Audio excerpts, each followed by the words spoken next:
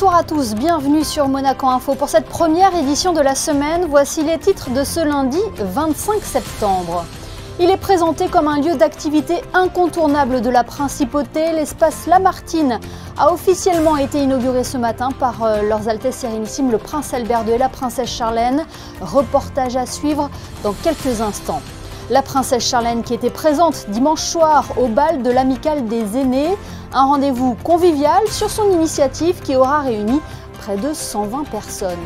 Puis nous nous intéresserons au métier de pharmacien dont nous célébrons aujourd'hui la journée mondiale. Son rôle n'aura jamais été aussi important que ces dernières années. Caroline Rouguignon-Vernin, présidente du Conseil de l'Ordre des pharmaciens, sera notre invitée. L'Orchestre Philharmonique lance sa saison avec un concert d'ouverture exceptionnel conduit par son directeur, Kazuki Yamada.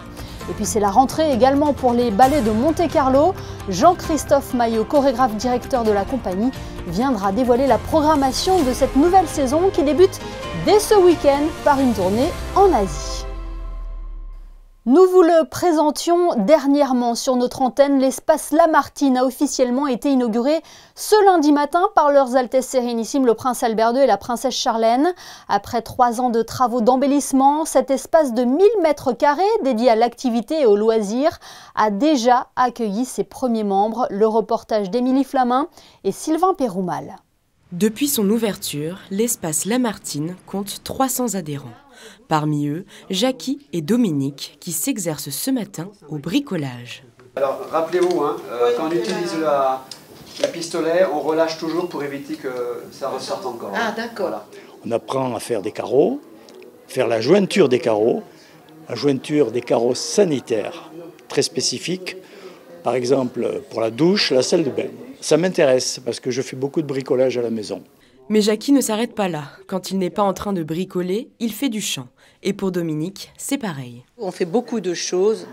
C'est vraiment très ouvert sur la création, le sport, la communication et puis le bien-être, quoi. Et là, on est bien, on se sent très bien.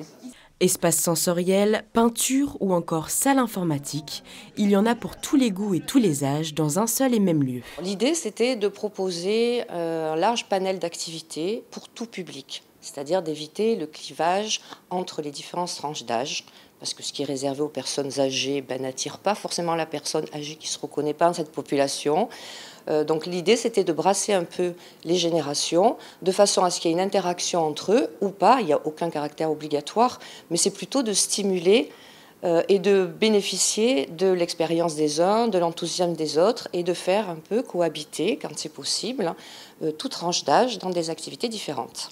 Prochaine étape, l'ouverture du restaurant réservé aux adhérents de plus de 60 ans et bénéficiant de l'aide à domicile de la mairie, courant octobre. Ambiance conviviale et musicale dimanche soir sur la place d'Armes à l'initiative de la Princesse Charlène. Les membres de l'Amicale des Aînés monégasques se sont réunis pour un dîner en plein air. Retour sur ce moment avec Émilie Terrasson et Julien Logier. Une centaine d'aînés monégasques étaient réunis dimanche soir, place d'Armes. Tous sont membres de l'Amicale et ce rassemblement est le moyen de partager un moment de convivialité. À l'initiative de la Princesse Charlène, qui a décidé d'organiser ce dîner dansant, nous sommes là ce soir et tout le monde est enchanté d'être là avec la Princesse Charlène, la famille princière et une belle musique et un dîner qui va plaire à tout le monde. Créée en 1950, l'Amicale des Aînés monégasques a pour vocation de proposer des moments de partage pour les membres de l'association. Âgés de 70 à 99 ans, c'est l'occasion de danser, mais surtout de se retrouver. Ça me fait plaisir d'être là, mais je suis quand même un peu émotionnée. Je suis très honoré d'être là ce soir parce qu'en plus, on m'a demandé d'être à la table d'honneur, donc c'est un honneur pour moi. Je me sens chez moi, donc en famille, parce que je suis avec ma sœur, ma tante, une amie, et puis de toute façon on est tous en famille. Un groupe de musique a animé la soirée pour cette première édition, de quoi ravir l'ensemble des membres de l'association. Ce lundi 25 septembre correspond à la Journée mondiale des pharmaciens, un métier dont les différentes missions se sont élargies au fil des années et encore plus dernièrement avec la crise sanitaire. Caroline Rouguignon-Vernin est présidente du Conseil de l'Ordre des médecins. Elle est notre invitée ce soir sur Monaco Info. Bonsoir. Bonsoir Émilie Rousseau. En cette Journée mondiale de la pharmacie, est-ce que cette spécialité reste très attractive auprès des jeunes ? Elle devrait rester très attractive. Malheureusement, on se rend compte qu'il y a plus de places à l'issue du concours de première année que le nombre... Il y a des places qui restent vides, en fait. Et comment devient-on pharmacien aujourd'hui ? Il y a un premier cycle de 2 ans, en fait, commun avec toutes les professions de santé. Et à l'issue de la première année, il y a un concours, donc ce fameux concours d'entrée. Et ce cycle de 2 ans est suivi d'un autre cycle de 3 ans, donc là avec plus de théorie et puis des travaux dirigés également. Et à la suite de ce cycle de 3 ans, donc il y a un diplôme d'études spécialisées qui permet de se spécialiser en industrie ou plutôt en officine. Et on passe sa thèse. Donc il y a un minimum de 6 ans et pour être pharmacien d'officine. Après, on peut se spécialiser encore plus ou on peut choisir d'autres options parce que la pharmacie, il y a plusieurs débouchés. Il y a l'officine que vous connaissez tous, mais il y a également l'industrie avec beaucoup de métiers dans l'industrie, que ce soit la responsabilité pharmaceutique, la production, la qualité, le marketing, le commerce, les ventes. Enfin, beaucoup de métiers sont ouverts aux pharmaciens dans l'industrie. Vous avez également l'hôpital, il y a une pharmacie hospitalière, et puis vous avez la biologie. Et là, ce sont des études encore plus longues où il faut rajouter quelques années pour avoir le diplôme de pharmacien biologiste. Donc voilà, c'est peut-être une des raisons de la moindre attractivité de notre profession qui est aujourd'hui quand même en pleine mutation. Oui, cela reste un métier porteur ? Ça reste un métier porteur. Il va y avoir des places parce qu'on a du mal à trouver des pharmaciens. C'est un métier en tension. On cherche des pharmaciens, on cherche également d'ailleurs des propriétaires. C'est un métier porteur, on aura toujours besoin de pharmaciens, de médicaments. Ça sera porteur. Les missions ont été élargies avec la crise du Covid. Alors effectivement, le Covid nous a aidés à développer de nouvelles missions. C'est-à-dire que là, tout le monde l'a vu, on est un professionnel de santé qui est directement accessible. On n'a pas besoin de rendez-vous. On arrive, on a son pharmacien, on connaît en général son pharmacien. Il est là, il est disponible, il vous connaît.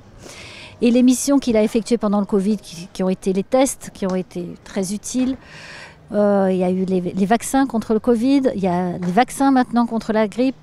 Il y aura peut-être en France, en tout cas aujourd'hui, les pharmaciens peuvent vacciner l'ensemble du calendrier vaccinal. Donc on augmente la couverture vaccinale grâce à notre disponibilité, notre accessibilité.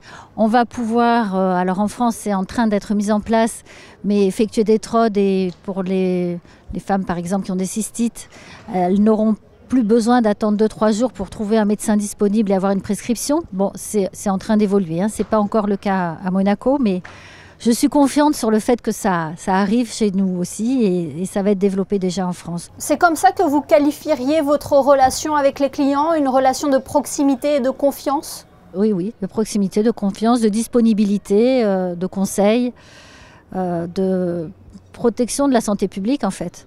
De prévention également, on connaît nos clients, on sait quelles pathologies ils ont au travers des médicaments qu'on leur délivre, on leur conseille les traitements les plus adaptés, de faire attention aux interactions médicamenteuses.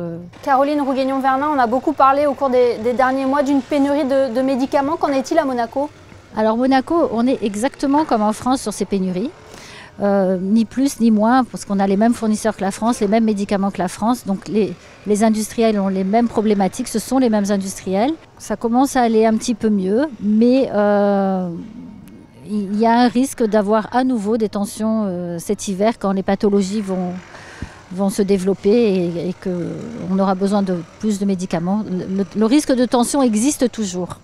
D'ailleurs, je ne sais pas si on arrivera à la même solution à Monaco, mais en France, ils sont en train de décider de pouvoir distribuer des antibiotiques à l'unité.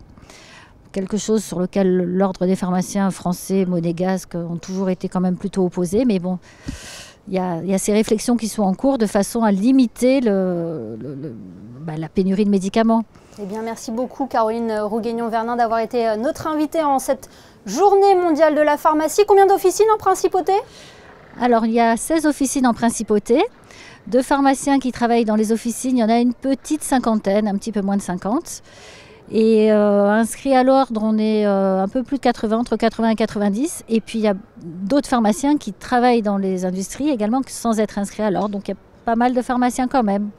Eh bien, bonne journée mondiale à eux. Merci beaucoup d'avoir été notre invité sur Monaco Info. Je vous remercie. Une semaine après sa rentrée politique, le Conseil national et sa commission environnement et qualité de vie a organisé ce lundi une conférence de presse intitulée « Mobilité, il est temps d'agir ».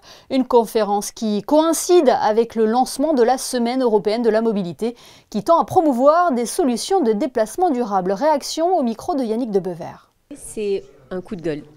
Voilà. Nous en avons assez. Je pense que la situation se dégrade de plus en plus et il est vraiment temps d'agir. Il y a urgence et nous avons vraiment l'impression qu'au niveau du gouvernement, nous ne sommes pas entendus, compris. Nous représentons la population et qui est vraiment, je veux dire, n'en peut plus de cette situation. Donc voilà, c'est un coup de gueule pour dire maintenant, ça suffit. Il est temps d'agir, de prendre des décisions et de s'y tenir. On souhaite un schéma directeur complet avec une vision bien évidemment globale, avec 60 000 pendulaires qui viennent sur la principauté tous les jours, plus de 1200 créations d'emplois par an.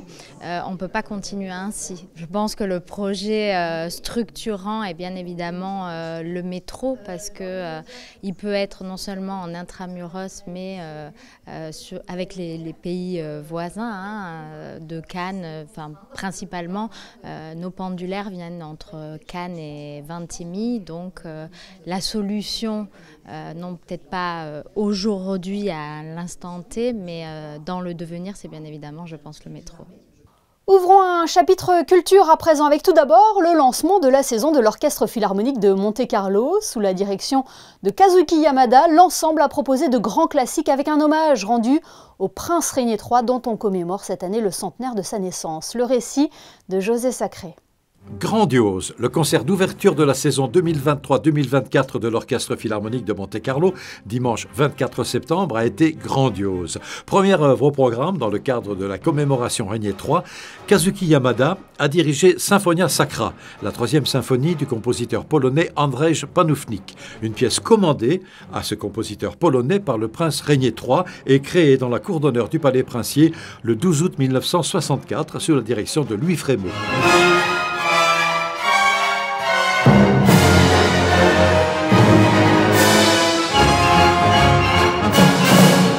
Deuxième œuvre au programme, une œuvre gigantesque par ses dimensions, ses aspirations et son effectif sonore, la symphonie numéro 2 en do mineur, Résurrection de Gustav Mahler. Ce monument de la musique a été interprété par l'Orchestre Philharmonique de Monte-Carlo, les solistes Catriona Morrison et Eleanor Lyons, avec le plus grand chœur du monde et l'un des meilleurs, le chœur de l'Orchestre Symphonique de Birmingham, un orchestre dont Kazuki Yamada est le chef principal et conseiller artistique. Everybody can do some kind of the resurrection, and then it's a great monument, as you said. It's so we will die to alive. I will die to alive. It's a fantastic message, right, like that. And then that's why we can feel the many hope, many wish. And then even now, in the world, there are many difficulties in this world, but still that we can take hope. It's a big message. I can feel the message from this piece.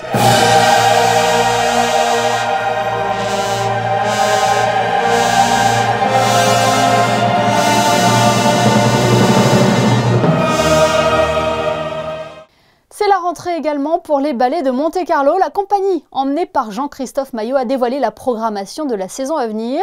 Que nous réserve cette année? Le chorégraphe directeur des ballets nous fait le plaisir d'être avec nous ce soir. Bonsoir Jean-Christophe Maillot.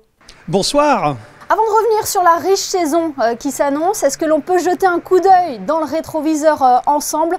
Cela aura été une année très dense pour les ballets.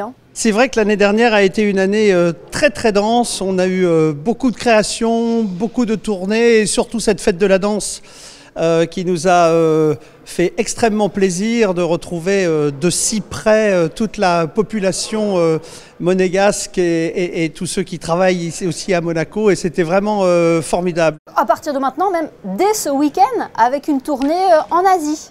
Voilà, nous partons demain matin en fait pour Bangkok, où nous allons au merveilleux festival de Bangkok. C'est la première fois que la compagnie se présente là-bas, ce qui est toujours excitant après 30 ans de tournée dans le monde, de découvrir encore quelque chose qu'on ne connaissait pas. Et puis on enchaînera avec 3 semaines en Corée, dans des villes majeures, dont Séoul, accompagné d'un orchestre là-bas pour donner Roméo et Juliette. Donc c'est parti, j'ai envie de dire, à fond. Le programme, vous l'avez dévoilé aujourd'hui. Les ballets s'associeront aux commémorations du centenaire de la naissance du prince Régnier III. Hein. Oui, je pense que c'est un moment très important. À titre personnel, j'appréciais énormément le prince Régnier. On avait une relation très franche et de lui rendre hommage au travers de ce spectacle, parce que c'était quelqu'un qui aimait aussi beaucoup la musique. Je sais qu'il était très très proche de la musique de Ravel, qu'il aimait beaucoup la valse particulièrement. C'était aussi le cas de la princesse Grace, qui était très amie avec Georges Balanchine, qui a donc créé ce ballet et qu'on va présenter depuis, ça fait je crois 25 ans qu'on ne l'a pas donné à Monaco, donc c'était vraiment en hommage au prince Régnier. Et j'ai en tête cette fameuse image très connue du prince Régnier, de la princesse Grace et de Georges Balanchine dans la salle Garnier. Donc ça, ce sera la première partie du programme. Et la deuxième partie, c'est un spectacle pour moi qui m'est très cher, puisque je l'avais créé en avril 92. Je le vois un peu comme le spectacle que j'avais fait comme une audition, puisque c'était juste avant que je sois nommé directeur des ballets de Monte-Carlo. Le prince Régnier, évidemment la princesse Caroline et le prince Albert étaient présents à ce spectacle. Et donc je vais le recréer, une manière pour moi de créer un lien, puisque ce ballet a été originellement créé à Monte-Carlo en 1925, avec la chorégraphie de Georges Balanchine, sauf que là ce sera la mienne. Je vais le reconcevoir, le repenser pour rendre hommage, je dirais aussi, à cette traversée qu'a eu le prince Régnier au travers de ces 2 siècles, en partant de ce Monaco plus traditionnel qui était celui de la valse, pour aller vers quelque chose qui aujourd'hui, animé par le prince Albert, montre aussi la dynamique. Donc les chœurs vont être associés de l'opéra, l'orchestre bien entendu, les petits chœurs des enfants de l'Académie Régnier III, l'Académie Princesse Grace que je vais inclure dans le programme de la valse. Donc c'est une manière, je dirais, pour toutes les institutions culturelles à Monaco de rendre hommage ensemble au même moment au prince Régnier au travers de ce spectacle. Un moment à ne pas manquer. Quels sont les autres temps forts, Jean-Christophe Maillot, à noter dans nos agendas? Eh ben, une grosse nouveauté, quelque chose de tout à fait rare depuis longtemps. Pour la première fois, au moment du 31 décembre et du 1er, 2, 3, 4, 5 janvier, ce ne sera pas un ballet d'une soirée entière que j'ai chorégraphié, mais j'ai demandé à Johan Inger, qui est un chorégraphe qu'on apprécie beaucoup ici, de présenter son Carmen, qu'il a créé il y a quelque temps et qu'il va être présenté par les danseurs des ballets de Monte-Carlo pour la première fois à Monte-Carlo. C'est un merveilleux spectacle. Ce sera aussi avec l'orchestre, avec la musique de Bizet, de Tchédrine.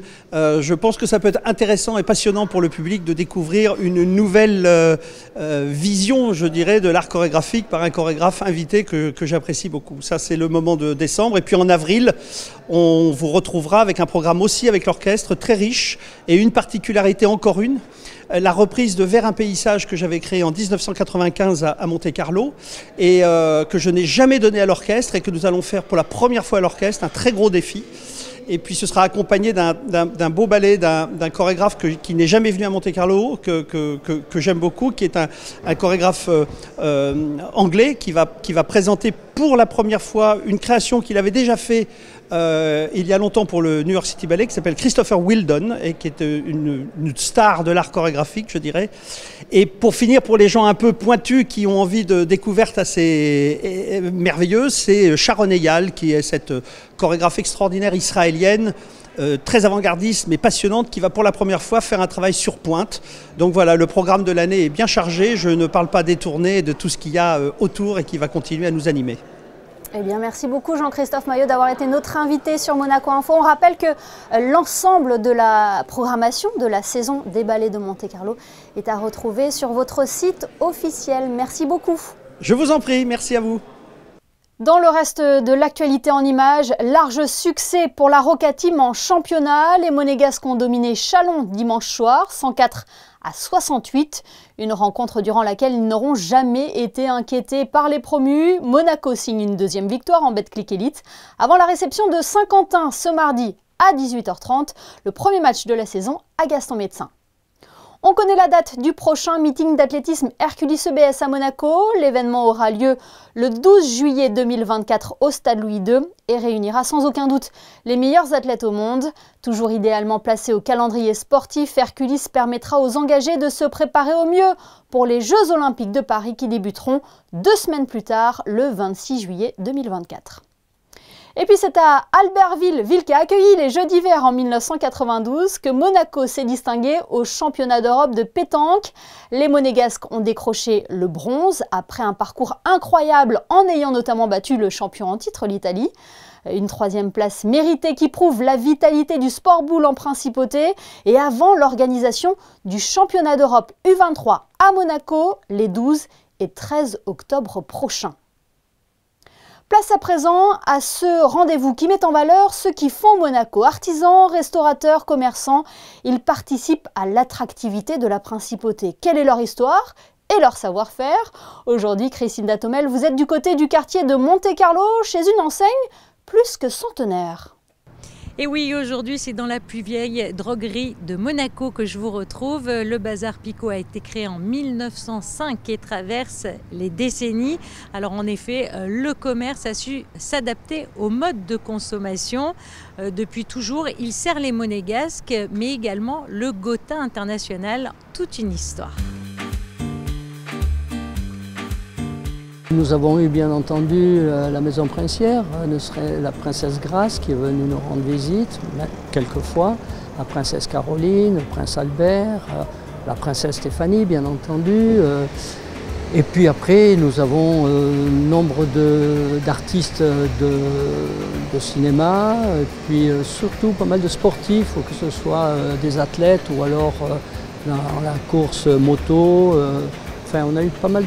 On avait Roger Moore qui était un client habituel et qui venait régulièrement au magasin. Longue histoire effectivement, puisqu'elle commence en 1905, bien que mes arrière-grands-parents soient arrivés en 1892-95. Ils sont arrivés du Piémont et à cette époque-là, ils étaient vanniers de métier. Donc ils rempaillaient les chaises de l'hôtellerie l'été, parce que la saison était l'hiver, donc ils travaillaient essentiellement l'été, et l'hiver ils allaient dans l'arrière-pays rempailler les chaises, les bonbonnes, les paniers, enfin un tas de trucs comme ça. Et puis au bout, en 1905, ils ont eu l'opportunité d'ouvrir le magasin et ils se sont sédentarisés à Monaco, tel que vous connaissez maintenant. Je pense que notre offre et puis notre accueil, notre service, être à l'écoute du client, font partie de notre longévité. Beaucoup de clients disent « Ah, c'est formidable, au Bazar Picot, on trouve de tout ». Alors je mettrai un bémol parce que tout c'est trop vaste. Mais enfin, effectivement, nous trouvons pas mal, enfin on peut trouver pas mal de choses, d'articles, et surtout, si nous ne les avons pas en magasin, nous mettons en 4 pour essayer de donner satisfaction aux clients. Et vous l'aurez donc compris, au Bazar Picot, chaque client est unique. Ici, le client est roi. Un service de livraison à domicile a même été mis en place. Ici, vous pouvez trouver de tout. Le Bazar Picot, c'est un petit peu la caverne d'Ali Baba. Et restez attentifs, peut-être que Christine Datomel passera du côté de chez vous prochainement. Jetons un coup d'œil sur vos prévisions météo. Bonsoir Yannick de Bever. Bonsoir Émilie, bonsoir à tous. Écoutez, je n'ai pas grand-chose à vous dire, si ce n'est que le beau temps perdure à Monaco en ce mardi. Un grand soleil est attendu et les températures continuent de remonter. Comptez 21 degrés dans la matinée et jusqu'à 27 dans l'après-midi. En ce mardi 26 septembre, nous fêtons 2 saints, les Cômes et les Damiens seront à l'honneur. Merci Yannick. Ce journal est à présent terminé. Merci de nous avoir suivis. L'information continue sur nos réseaux sociaux et notre site officiel. Dans quelques instants, vous avez rendez-vous avec nos experts du foot, Christophe Paco et Laurent Banide. Ensemble, ils reviendront sur les dernières actus du ballon rond. En attendant, on se quitte en images avec le bal de l'amicale des aînés monégasques auquel aura participé la princesse Charlène. Photo signée ce soir Manuel Vitali. Excellente soirée à tous et à demain sur Monaco Info.